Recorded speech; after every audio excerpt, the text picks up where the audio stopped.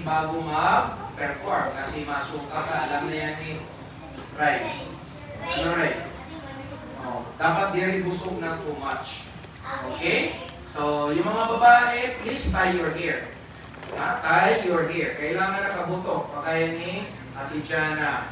Nakabutok yung hair. Oo. Kung mga very sure na di rin mabutok, mabubusok pa yan. Pwede pa yan. Ano pa? Yung mga boys, na mahaba yung buhok, anong gagawin? Parot. Pwede ko magparot. Para you will look good na parot ni Tan. Ikaw talaga kuya ni Tan. Ikaw pa talaga ha.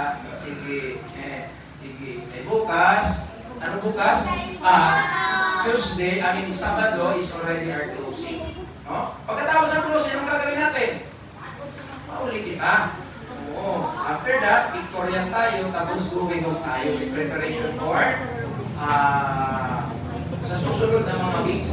Kasi mamaya, I will share with you, ibibigay ko yung letter, I have here a letter, yung mga gusto mag-proceed o magtuloy ng Taekwondo career or mag-Taekwondo class. For the next level, meron tayong regular classes, we'll be opening it, pero Saturday, Sunday na lang.